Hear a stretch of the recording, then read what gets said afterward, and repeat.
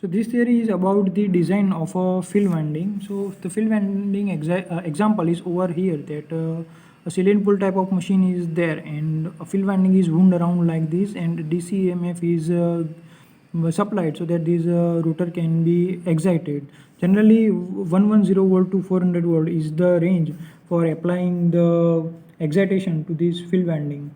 But if a machine is smaller in the size, in that case the voltage range can be up to 220 only, starting from 110 to 220 volt. And this field winding is designed for 80 to 85% of the exciter voltage. So the voltage per coil can be calculated as voltage per coil, or let us say it is VC per coil.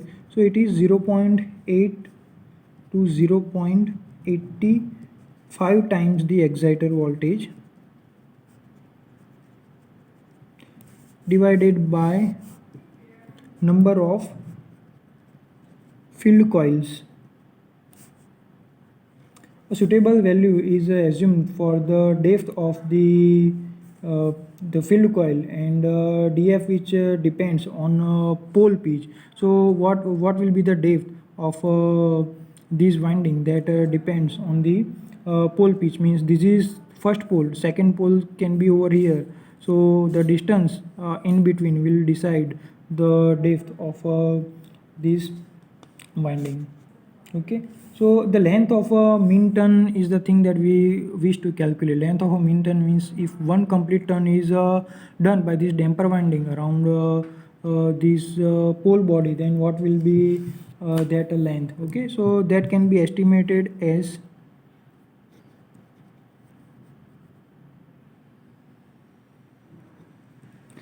where Lm is the length of the mean turn, F stands for the field winding, okay, and T for the turns, or LMTF is 2 times length of the pole, width of the pole, plus pi into depth of the field winding, plus 2 times the insulation thickness. Okay, because insulation is on the both side. If this is one side of the insulation, the second side would be over here. Okay, so the thickness of insulation is also added over here. Now the area of a conductor is calculated from the full load field ampere turns and the length of the mean turn and the voltage across each coil. Okay, so these two things we need. So the first step is to calculate the resistance of a field coil. So resistance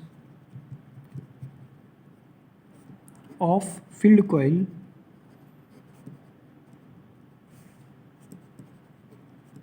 is rho LMTF into turns divided by area.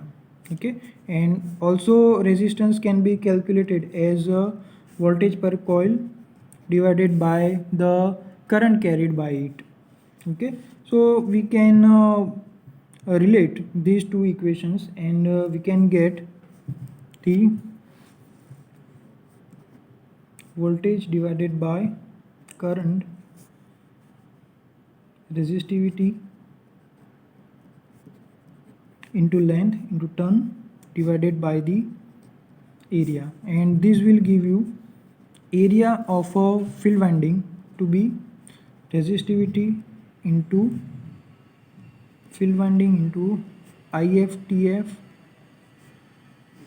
divided by VC.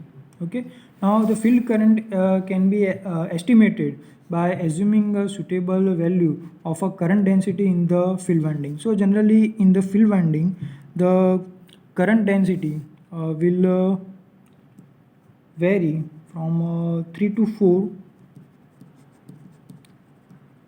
ampere per mm square. Okay, so IF would be the current density times the area. Okay, so this is the useful equation. Okay, then the number of turns we have to calculate. Okay, number of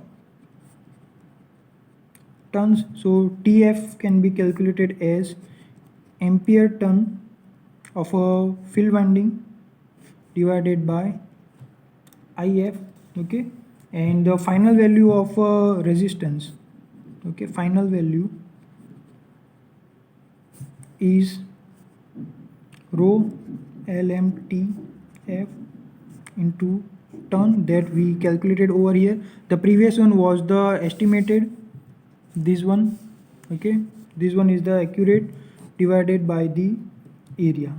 Okay, so accurate value of a resistance will be this. Okay, once you find out the accurate value, you can calculate the winding losses,